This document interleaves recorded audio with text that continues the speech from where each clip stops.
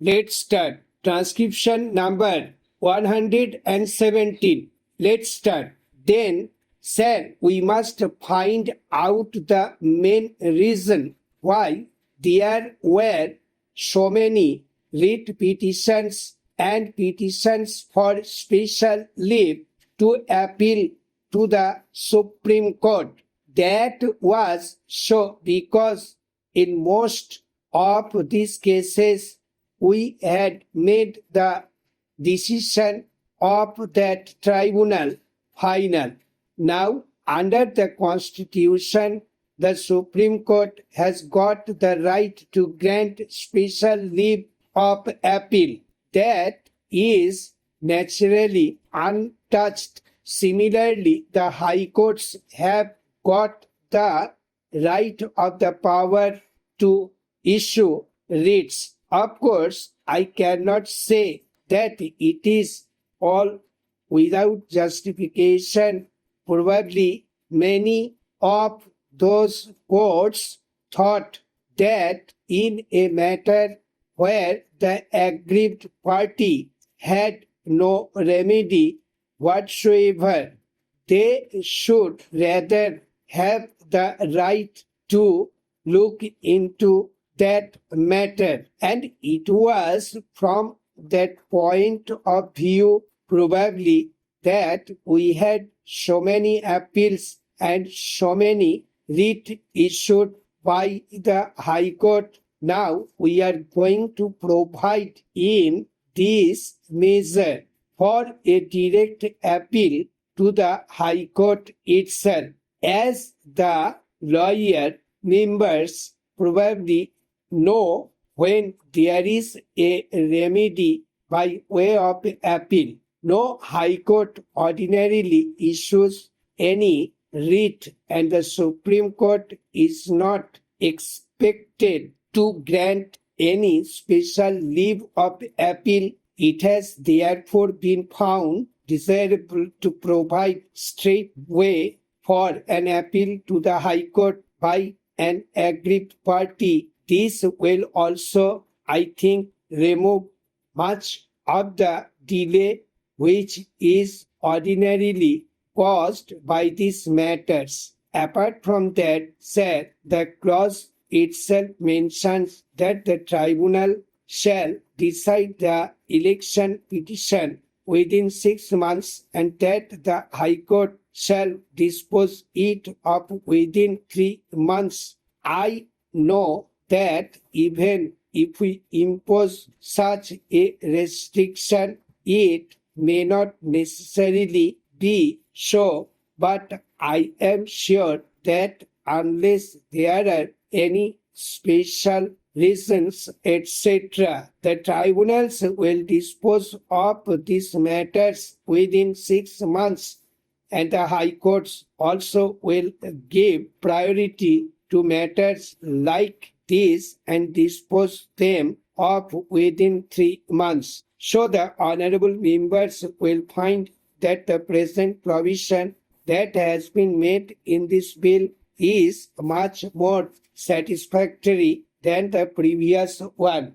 Then said, as the honorable members are aware, there was a little confusion with regard to the various categories of corrupt practices. For instance, there were major corrupt practices, there were minor corrupt practices, and there were illegal practices, and all of them and different effects under different circumstances, and even some of the lawyers found this matter rather a very intricate one. In the present bill, therefore, only corrupt practices have been mentioned, and the distinction between majority and minor corrupt practices has been taken away. Of course, so far as offenses are concerned,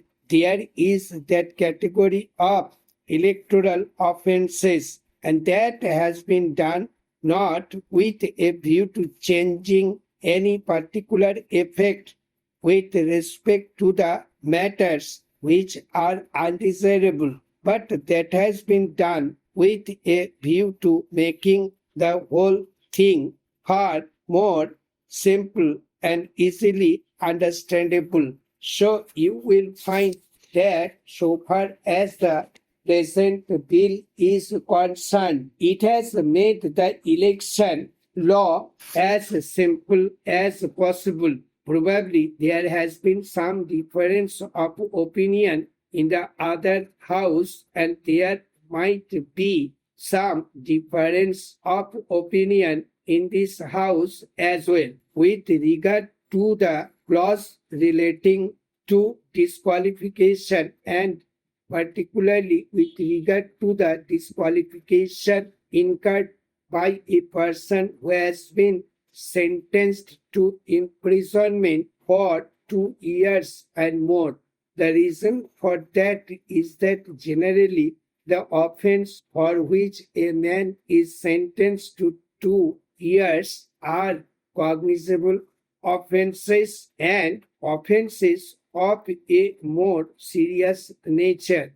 It was therefore thought that in such a case he should not be allowed to stand for 5 years more. But even then, as matters now stand, that disqualification can be removed by the Election Commission in suitable cases. Now, as the honorable members are aware, the Election Commission is a special constitutional authority set up by us in order to ensure the free and fair elections which we want to have in the country. Therefore, it is not as if this power is given to some executive officer of the government. It is not correct to look at it from the point of view. As honorable members know, a man may be convicted or even sentenced to 2 years for offenses which may not involve what is vaguely termed as moral turpitude. To introduce the words moral turpitude in a measure like this will not be desirable, because it is a term which may have a different meaning in different conditions and the different types of circumstances. This moral turpitude is a thing which cannot be defined. Therefore, the other house thought that the best way and the best remedy out of this was to leave the power to the Election Commission itself. And I believe there has been no complaint till now in any proper case that the Election Commission has ever hesitated to remove disqualification if it would be done. I am sure that hereafter also there is no such danger so far as that independent authority is concerned. But to introduce the term moral turpitude in this measure, that very vague term has not been found. There are one or two other matters which were raised by previous speakers and which may be raised here also, and I will briefly refer to them. Some thought that we might make voting compulsory. It is a very difficult thing to do in a democracy like ours, which has just started functioning. We have adult franchise and 35 crores of people are involved. This is an impossible thing. You may compulsorily take a vote to the polling booth, but I do not know how you can compulsorily make him vote. Of course, there are one or two countries like Australia and Belgium, where I am told this thing is being done. But with this exception, all over the world, no country has thought it proper to do this on such a large scale. Stop. Thank you.